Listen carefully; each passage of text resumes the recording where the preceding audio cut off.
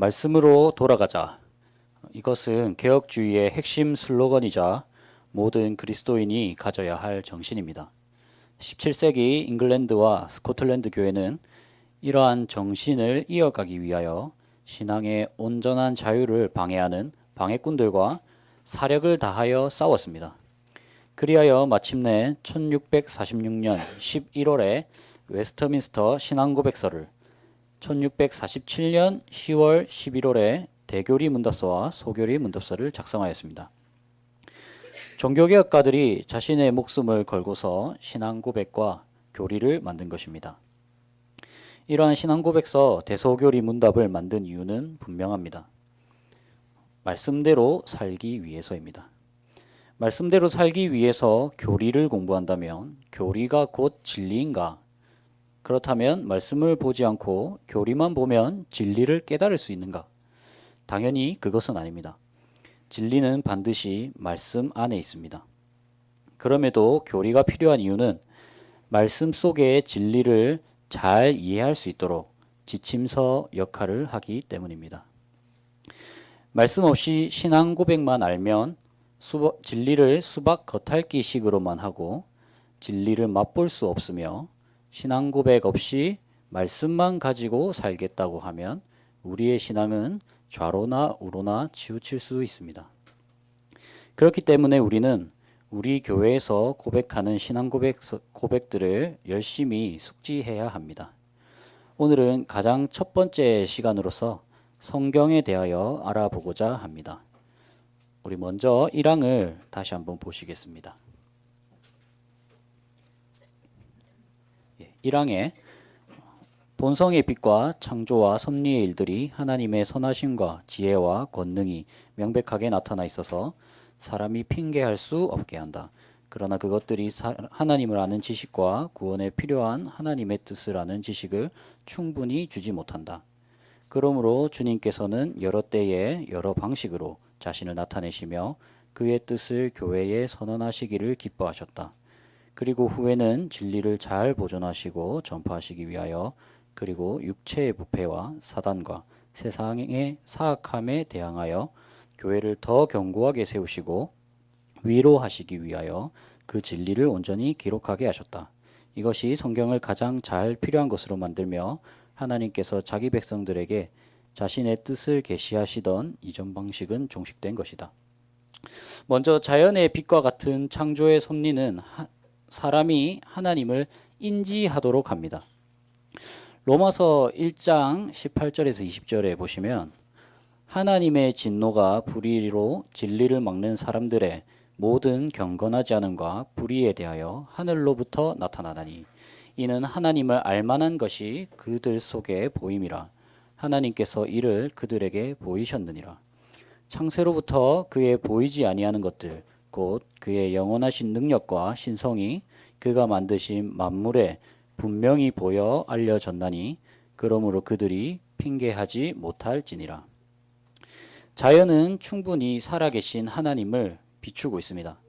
해와 달이 완벽한 주기로 돌고 어김없이 여름과 겨울은 오며 물이 산에서 흘러 바다로 가고 바다에 모인 물은 증발하고 구름이 되어 구름은 곧 비가 되어 산과 들에 내립니다.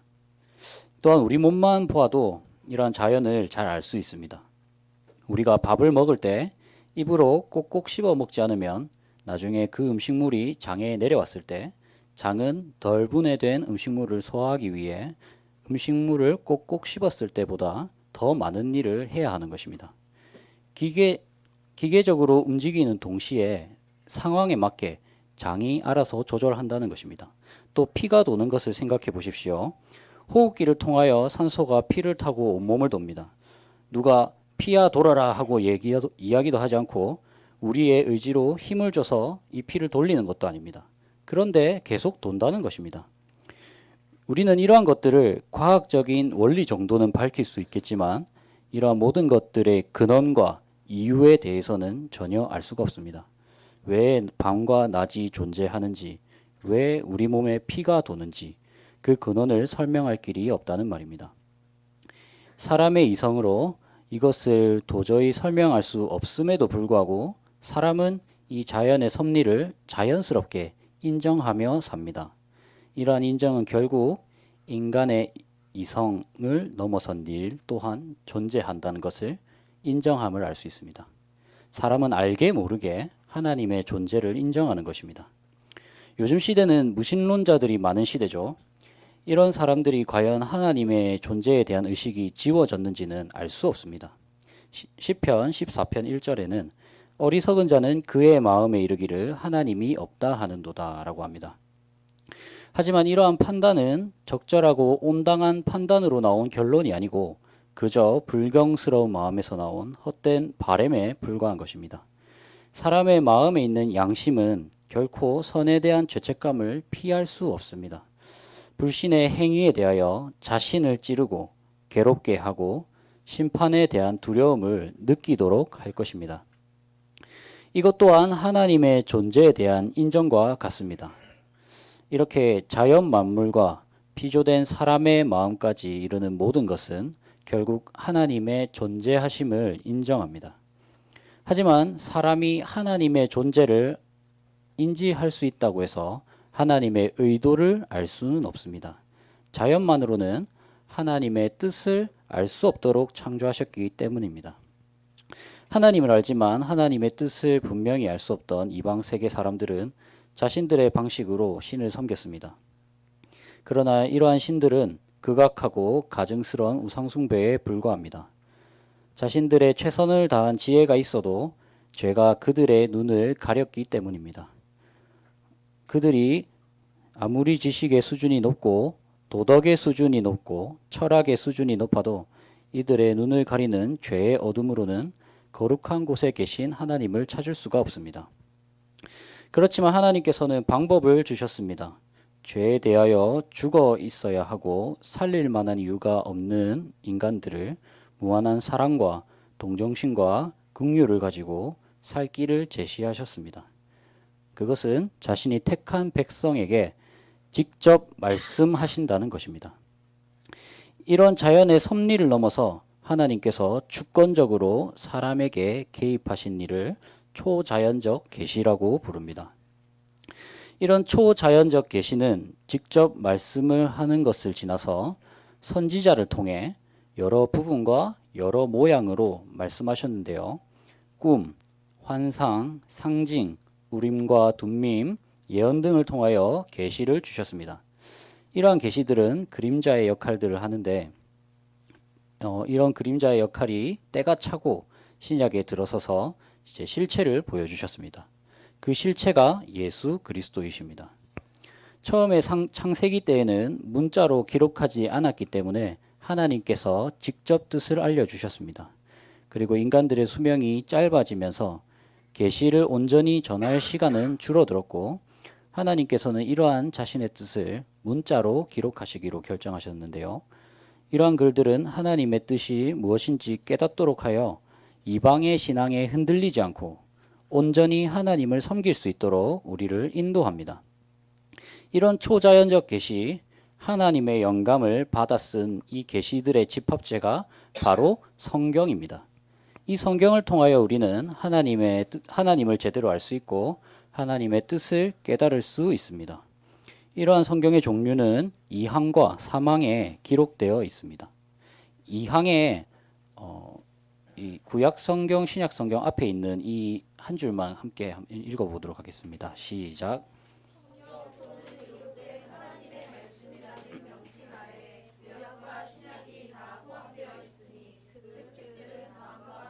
예, 그리고 맨 마지막에 있는 문장도 함께 읽도록 하겠습니다. 시작.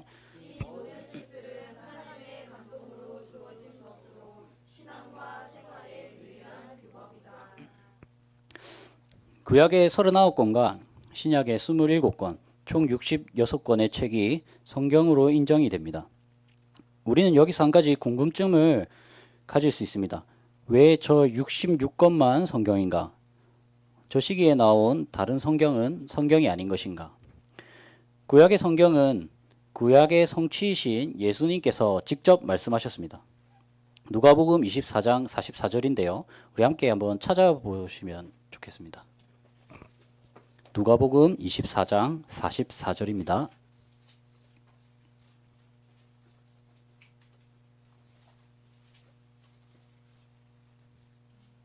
한 목소리로 읽도록 하겠습니다. 시작. 또 이르시되 내가 너희와 함께 있을 때에 너희에게 말한 바 선지자의 글과 시편에 나를 가리켜 기록된 모든 것이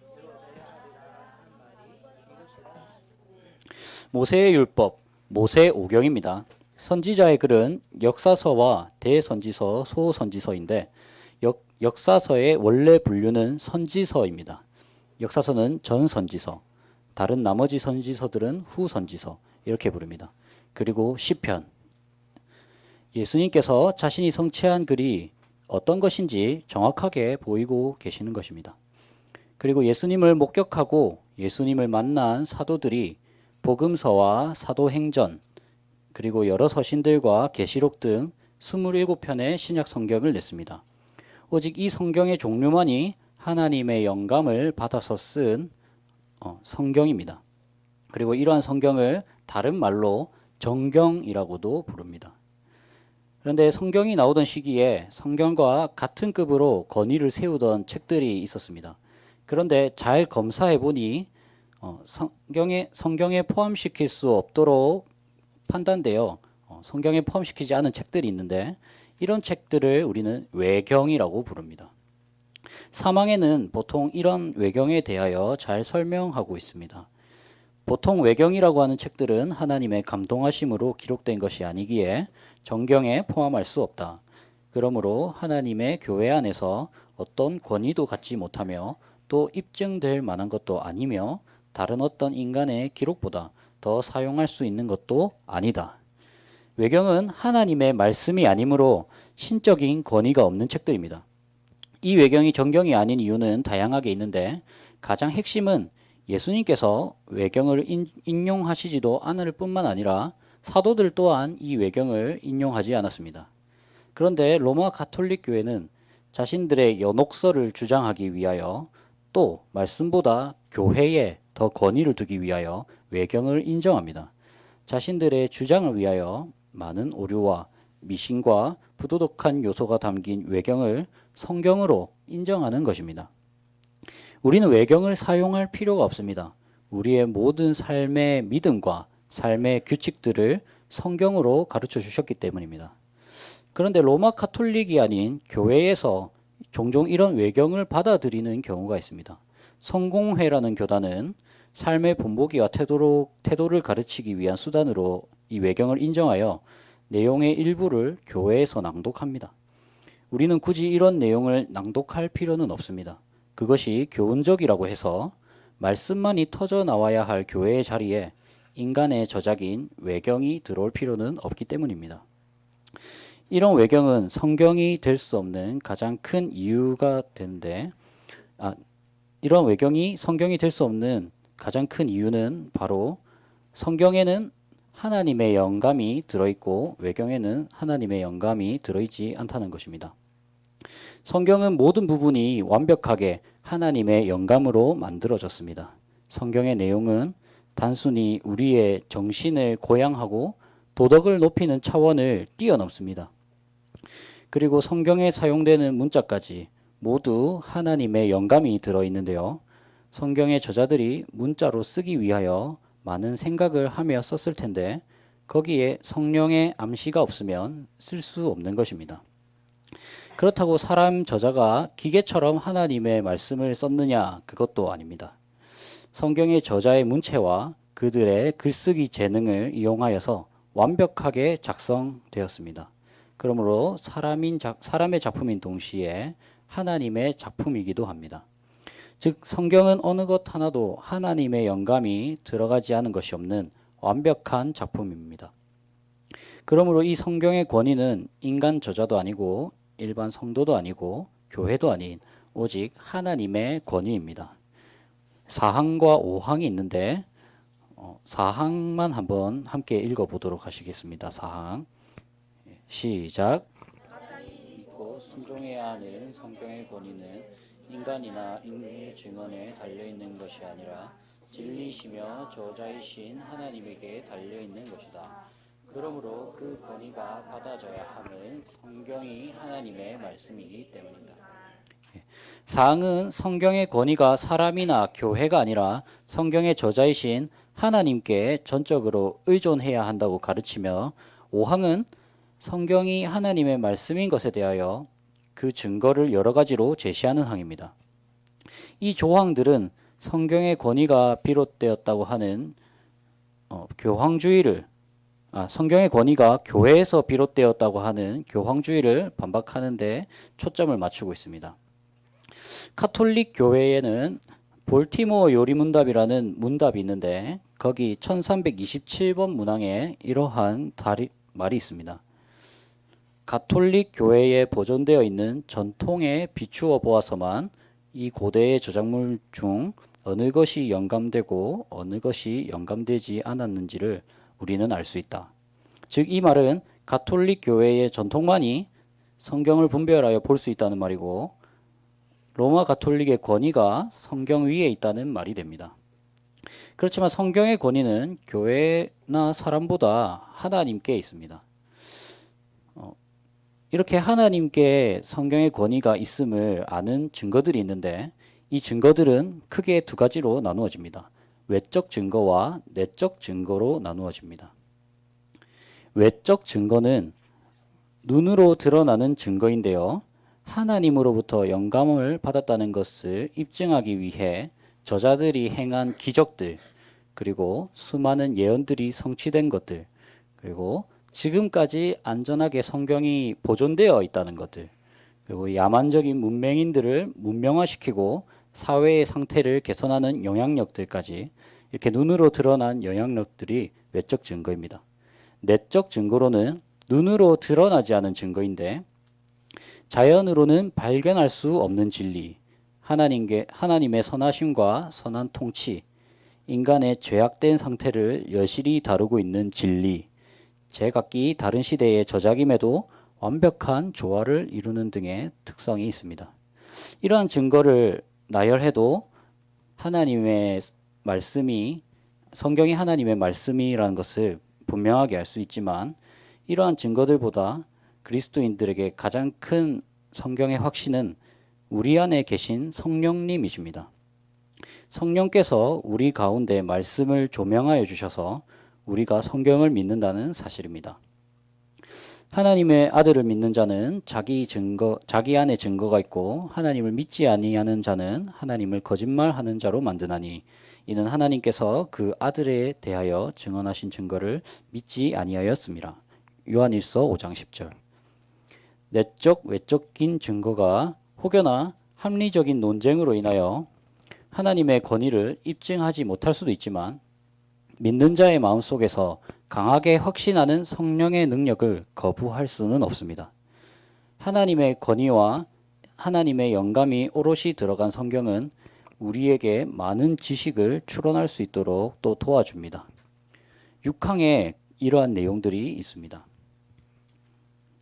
하나님의 영광과 인간의 구원, 믿음과 생활을 위하여 필요한 모든 것과 관련한 하나님의 전 경륜은 성경에 명백하게 표현되어 있거나 선하고 필연적인 결과에 의하여 성경에서 추론할 수 있다. 이 성경에는 어느 때를 막론하고 성령의 새로운 계시에 의해서이든 인간의 전통에 의해서이든 아무것도 추가될 수 없다. 그러나 우리는 말씀에 계시된 것과 같은 것들에 대하여 구원받는 것들에 대한 것으로 이해하기 위해서 하나님의 성령의 내적 조명하심이 필요하다는 것을 인정한다. 하나님을 예배하는 것, 교회의 정치, 인간의 행위들과 사회에서 흔히 일어나는 특별한 상황들이 있음도 인정한다. 그러나 그 상황들은 언제나 순종해야 할 말씀의 일반적인 규범에 따라 본성의 빛과 그리스도인의 분별에 의해서 규정되어야 할 것이다. 하나님의 말씀은 우리에게 모든 삶의 양식을 제공합니다. 하지만 모든 것이 완전히 분명하게 제시되지는 않습니다.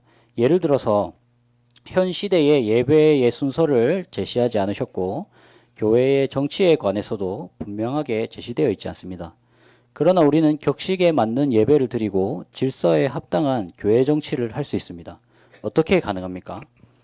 이것은 우리의 머리에서 나온 것으로 하지 않고 말씀에서 나오는 것으로 하기 때문입니다.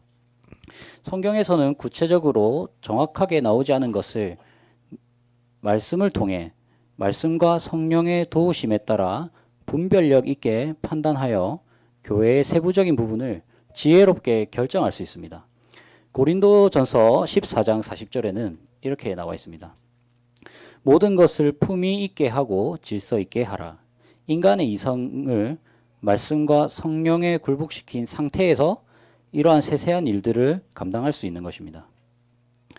그런데 몇몇의 교회들은 이러한 신앙 고백들을 악용하기도 하는데요. 예배를 특별하게 보이고 싶어서 인간의 생각을 불어넣는 것, 예배를 매혹적으로 만들어서 불신자의 관심을 끄는 행위, 희고 깨끗했던 예복이 휘황찬란하고 다채로운 장식을 꾸민 예복으로 바꿔 입는 등 이러한 모습들이 교회의 전통을 변질시켜 교회를 타락하는 주범이 됩니다. 이 전통에 눈이 멀어서 말씀을 쫓지 않게 되면 예수님께서 유대인에게 하셨던 꾸짖음을 다시 한 번 더 듣게 되는 것입니다. 마태복음 15장 6절과 9절이 있는데요. 우리 함께 한번 찾아보시겠습니다.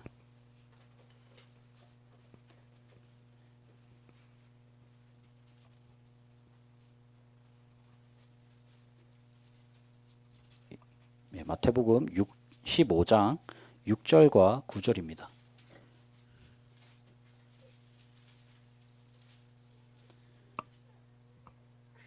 6절부터 함께 읽도록 하시겠습니다. 시작.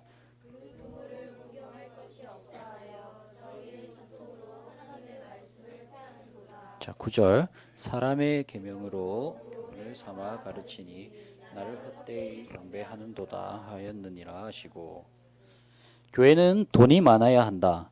세속적인 개념이지만 교회는 돈이 없어야 한다. 이것도 세속적일 수 있습니다. 세속적인 것은 말씀 이외의 것을 말씀처럼 따르는 것입니다. 우리 교회 또한 이러한 인간의 악한 습성으로 인하여 교회를 세속적으로 만들지 않도록 경계해야 합니다. 다음은 7항의 내용인데요. 성경의 명료성에 대해서 설명합니다. 같이 한번 읽어 보시겠습니다. 7항 시작.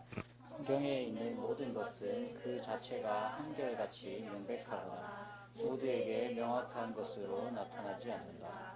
그러나 구원을 위해서 반드시 알아야 하고 믿어야 하며 지켜져야 할 것은 성경의 이곳저곳에서 아주 분명하게 제시되어져 있고 밝혀져 있다. 그것은 배운 자나 못 배운 자나 통상적인 방편을 정당하게 사용하며 그것들에 대한 충분한 이해를 얻을 수 있다. 우리가 아는 여러 가지 교리 중에는 어려운 내용들이 있는데요. 삼위일체, 성자의 영원한 발생, 성육신 등이 있습니다. 이 성경은 이러한 원리들을 성경 곳곳에 명확하게 드러냅니다. 그런데 그렇다고 해서 모든 교인들이 이것을 한 번만에 듣고 바로 이해할 수 있는 것은 아닙니다. 이해의 정도는 사람마다 천차만별인 것입니다. 이것을 아무리 쉽게 해도 여전히 어려울 수도 있다는 것입니다. 사람이 성경을 받아들이는 것에는 깊이의 차이가 있을 수 있는데요. 학식이 높지 않아도 받아들이는 깊이가 깊을 수 있고 학식이 없어도 깊게 받아들일 수 있는 것입니다. 이러한 구원의 지식을 받아들이는 핵심은 사람의 이해를 넘어서서 결국엔 성령님의 내적 조명하심이 있어야 합니다.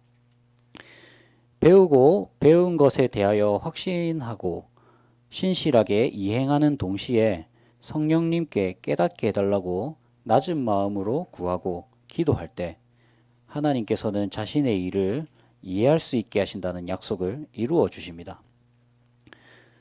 다음으로 파랑입니다. 파랑은 성경의 언어에 대한 이야기입니다. 옛 하나님의 모국어인 히브리어로 된 구약과 기록될 당시 여러 민족의 대다수의 사람들이 알고 있는 언어인 헬라어로 된 신약은 하나님에 대하여 즉각적으로 감동하심을 받은 것이다. 하나님의 독특한 보호와 섭리에 의하여 이 성경은 모든 시대에 순전하게 보존되었기에 신뢰할 만한 것이다. 그러므로 종교의 모든 논쟁점에 있어서 교회는 최종적으로 신구약 성경에 의존해야 한다. 그러나 이 원어 성경들이 성경에 대한 권리와 관심을 가지고 성경을 읽고 상고해야 할 하나님의 모든 백성에게 알려진 말이 아니기 때문에 그 원어들은 그 말씀이 전수되는 모든 나라의 자국어로 번역되어야 한다. 그리하여 하나님의 말씀이 모든 사람에게 풍성하게 거하게 하고 그들이 하나님을 합당한 방법으로 예비해야 한다. 그리고 성경이 주는 인내와 위로를 통해서 소망을 가지게 해야 한다. 현재 이 시대에는 많은 성경의 번역본들이 있습니다. 우리나라에도 많은 번역본들이 있는데요. 개역개정, 개역한글, 쉬운 성경, 바른 성경 등이 있습니다. 외국의 번역본들도 많이 있죠. ESV나 NIV, NISB 등 있습니다. 이렇게 많은 번역본들이 있는데 이 많은 성경들 중에서 가장 권위 있는 성경이 무엇이냐 할 때 바로 원어로 기록된 성경이 가장 정확하고 믿을 만합니다. 구약 성경은 예레미야 10장 11절, 다니엘 4장 2에서 7절, 에스라 4에서 6장만 아람어로 기록되어 있고 나머지는 모두 히브리어로 기록되어 있습니다. 신약 성경은 모든 성경이 가장 보편적으로 이용되었던 헬라어로 기록되어 있습니다. 구약은 성경의 보존이 특히 잘 되어 있는데요. 성경을 필사하던 모든 학자들은 이 말씀 자체에 하나님께서 남기신 거룩한 문자임을 강하게 믿었기 때문에 자신의 온 생명을 다해서 성경을 필사했습니다. 오죽하면 성경 속에 있는 오타로 의심되어지는 것이 발견되어도 그 오타를 직접 수정하지 않고 그 오타가 있는 말씀 옆에다가 오타를 수정한 것을 기록할 정도로 성경 문자 그대로를 아주 중요시 여겼습니다. 신약 성경도 이것이 변질되었을 리가 없는데 그 이유는 성경이 퍼져가는 속도가 아주 빨랐고 복음이 전해지는 곳마다 성경이 빠르게 번역되었기 때문입니다. 물론 인간의 부주의와 실수로 인하여 서로 다른 오차가 있을 수 있지만 이러한 부주의의 내용 때문에 복음이 방해받는 경우는 일절 없었습니다. 이러한 완벽한 신구약 성경을 중심으로 하여 우리는 성경을 번역하고 성경책을 펴야 합니다. 지금 우리나라에는 성경이 잘 번역되어 있지만 우리나라 외에 있는 여러 나라들, 아직 복음을 받아들이지 못한 여러 나라들에 가서 복음을 전하고 말씀을 번역해서 그들이 자신의 언어로 하나님께 예배할 수 있도록 도와야 합니다. 보편적인 복음이 온 열방에 퍼지도록 해야 하는 것입니다. 다음으로 구왕입니다. 구왕도 한번 함께 읽어 보시도록 하겠습니다. 구왕 시작. 무한 고치는 성경 자체이다. 그러므로 어떤 성경에 참되고 완전한 뜻에 관하여 의문이 생길 때 하나뿐이다. 보다 명확하게 언급하고 있는 다른 곳에서 그 뜻을 찾아 알도록 해야 한다. 성경의 어떤 구절은 그 의미를 간결하게 하여 불확실해 보이는 구절들이 있습니다. 이러한 구절들을 어떻게 풀어야 합니까? 개혁주의 성경신학자들은 이렇게 말합니다. 말씀은 말씀으로 풀어야 한다. 그러므로 우리는 성경에 주어진 난해한 구절을 참되게 이해하기 위해서 그 구절 하나만으로 모든 의미를 결정하는 것은 조심스러워해야 합니다. 한 구절에 그쳐서 해석하는 것보다 한 구절에 병행하는 구절을 적절하게 찾아내어 그 구절이 말하는 진리와 교훈들을 더 명확히 드러낼 수 있어야 합니다. 이렇게 병행하는 말씀을 찾아서 진리를 더욱 효과적으로 드러낼 수 있는 이유는 결론적으로 진리가 한 의미만을 가지고 있기 때문입니다. 물론 성경은 복합적인 의미를 가진 구절들이 많이 있습니다. 하지만 이러한 구절들은 결코 다른 의미를 가지고 있지는 않습니다. 오직 전체적인 한 가지 의미만을 완성할 뿐입니다. 예를 들어 아모스 9장 11, 12절에는 잘 들어보십시오. 그날에 내가 다윗의 무너진 장막을 일으키고 그것들의 틈을 막으며 그 허물어진 것을 일으켜서 옛적과 같이 세우고 그들이 에돔의 남은 자와 내 이름으로 일컫는 만국을 기업으로 얻게 하리라. 이 일을 행하시는 여호와의 말씀이니라. 여기 12절에는 에돔의 남은 자에게 기업이 있겠다고 하십니다. 그런데 사도행전 15장 15에서 18절에는 선지자의 말씀이 이와 일치하도다 기록된 바 이후에 내가 돌아가서 다윗의 무너진 장막을 다시 지으며 또 그 허물어진 것을 다시 지어 일으키리니 이는 그 남은 사람들과 내 이름으로 일컬음을 받은 모든 이방인들로 주를 찾게 하려 함이라 하셨으니 즉 예로부터 이것을 알게 하시는 주의 말씀이라 함과 같으니라. 에돔의 남은 자에서 모든 이방인으로 계시가 점진적인 성격을 가질 뿐이지만 계시가 다른 의미를 이야기하고 있지는 않습니다. 그렇기 때문에 한 가지 의미를 향해 달려가는 성경의 말씀을 잘 따르면 복잡하거나 여기저기 치우치지 아니하고 한 신앙을 향해 달려갈 수 있습니다. 이런 한 신앙을 갖기 위해서 우리 신앙의 선조들은 수차례 종교적 논쟁을 펼쳐왔습니다. 이 종교적 논쟁에서 승리할 수 있었던 근간은 역시 말씀이 중심이었기 때문입니다.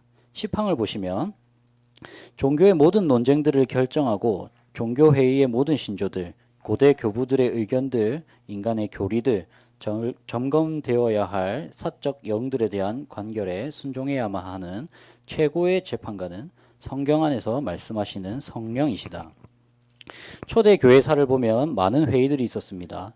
그러한 회의들 가운데서 이단을 쫓아내고 기독교의 교리를 확증할 수 있었던 것은 바로 말씀 중심이 결국 승리하기 때문입니다. 또한 말씀 중심이 승리할 수 있음은 말씀과 함께 거하시는 성령 하나님께서 우리의 재판관이 되시기 때문입니다. 우리 현대사회에도 많은 대적들이 있습니다. 말씀을 제외하고 말씀을 추가하고 말씀을 왜곡하는 등 많은 이단들이 자신들의 교회가 하나님께서 세우시는 참 교회다라고 주장합니다. 분명히 그들의 주장에는 그들이 논쟁을 주도하고 이끌고자 하는 논리적 관점이 있을 수 있습니다. 하지만 그들에게는 태초부터 지금까지 이어온 하나님의 말씀이 없습니다. 그리고 사도적 계승이 없습니다. 사도적 계승은 신앙 고백과 말씀과 직분, 이 세 가지를 이어가야 합니다. 이런 것들 없이 성경을 마구잡이로 뜯고 찢는 단체가 이단들입니다. 말씀과 함께 거하시는 성령님은 이러한 이단들에게 결코 승리를 허용하지 않을 것입니다. 이 이단들에 계속 머물러 있다면 이들은 결국 최후의 심판대 앞에 서게 될 것입니다. 그리고 그 심판대의 중심에는 말씀이 있을 것입니다. 오늘 신앙고백서 1장을 함께 알아보았습니다. 이 1장의 핵심은 이것입니다. 성경은 하나님의 말씀이다. 난세 속에서 신앙을 빚어 나갈 때 외쳤던 말씀에 대한 신앙 고백을 지금의 우리 교회가 이어받았습니다. 그들이 생명을 걸고 넘겨준 이 귀한 유산을 이제는 우리가 물려주어야 합니다. 아직 개혁주의가 잘 다져지지 않은 이 한국 땅이지만 우리가 할 수 있는 환경 안에서 피와 땀을 흘려 수고하고 지금 우리 주일학교 아이들과 외부인들에게 알려줄 수 있어야 됩니다. 주일학교 아이들은 잘 들으셔야 합니다. 여러분들의 신앙의 선배들과 어른들의 신앙을 잘 배워야 합니다. 그리고 여러분들이 어른이 되었을 때 또 다음에 복음을 이어갈 자를 세우고 계속 키워 나가야 합니다. 우리는 이런 초지일관의 자세를 가지고 말씀대로 살아야 합니다. 이렇게 말씀으로 온 인생을 함께하는 교회는 결국 주님 오실 때까지 더욱 아름답게 연단되어 결실을 맺을 것입니다. 이것을 기억하시고 우리에게 주어진 이 말씀을 감사하고 말씀을 성령과 함께 마음껏 누리는 바른 성도들이 많아지는 저와 여러분들이 됩시다.